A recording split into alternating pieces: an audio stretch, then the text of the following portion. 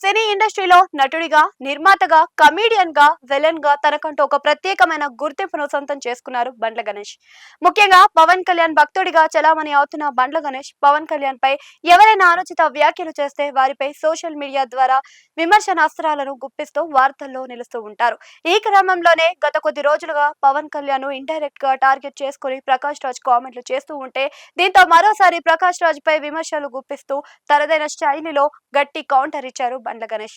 తాజాగా బండ్ల గణేష్ తన ట్విట్టర్ అధికారిక ఖాతా ద్వారా ఒరేయ్ నీకెందుకురా ప్రతి దాంట్లో వేలు పెడుతున్నావు, అసలు నువ్వెవరివి, తమిళనాడోడివా, తెలుగోడివా, కన్నడోడివా, నీ ఊరేది, నీ కథ ఏంటి, ప్రతి ఊర్లో ప్రతి ఇష్యూలో దూరి జడ్జిమెంట్లు ఇవ్వడానికి నువ్వేమన్నా కలెక్టర్వా లేక దేశ ప్రధానివా, ఎక్కడ చూసినా నువ్వే, ఏ విషయం వచ్చినా నువ్వే, నీ జీవితంలో చేయడానికి ఇంతకంటే పనేమీ లేకపోతే అది చూసుకో, కానీ అందరి విషయాలలో తలదూర్చే ఏదో దూరపు హీరోలా ప్రవర్తించకు, ముందు నీ చిరునామా నువ్వే తెలుసుకో, ఆ తర్వాతే ప్రపంచాన్ని మార్చడానికి ప్రయత్నించు అంటూ గట్టిగా కౌంటర్ ఇచ్చారు బండ్ల గణేష్. ప్రకాష్ రాజ్ కి ఈ రేంజ్ లో కౌంటర్ ఇవ్వడానికి అసలు కారణం ఏమిటి అంటే, జనసేన అధినేత పవన్ కళ్యాణ్ ఇటీవల తెలంగాణ రాజకీయాల్లోకి వస్తారని స్వయంగా తానే తిరుగుతాను అని ప్రకటించారు. రాబోయే ఎన్నికల్లో జనసేన పోటీ చేస్తుందని కూడా పవన్ కళ్యాణ్ ప్రకటించారు. ఇక ఇలా పవన్ కళ్యాణ్ చేసిన వ్యాఖ్యలపై ఇండైరెక్ట్ గా ప్రకాష్ రాజ్ కౌంటర్ ఇచ్చారు.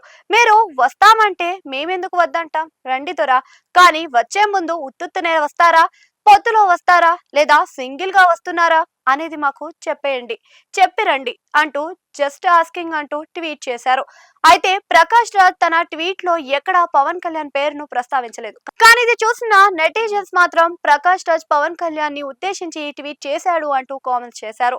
ఈ నేపథ్యంలోనే ఈ విషయం పైనే బండ్ల గణేష్ కూడా మండిపడుతూ ప్రకాష్ రాజ్ కి కౌంటర్ ఇచ్చారు. మొత్తానికైతే ప్రకాష్ రాజ్ పవన్ కళ్యాణ్ పై సెటైర్లు వేయడంతోనే బండ్ల గణేష్ ఈ రేంజ్ లో రెచ్చిపోయినట్లుగా తెలుస్తుంది. ఇక ప్రస్తుతం బండ్ల గణేష్ చేసిన ట్వీట్ సోషల్ మీడియాలో వైరల్ గా మారింది.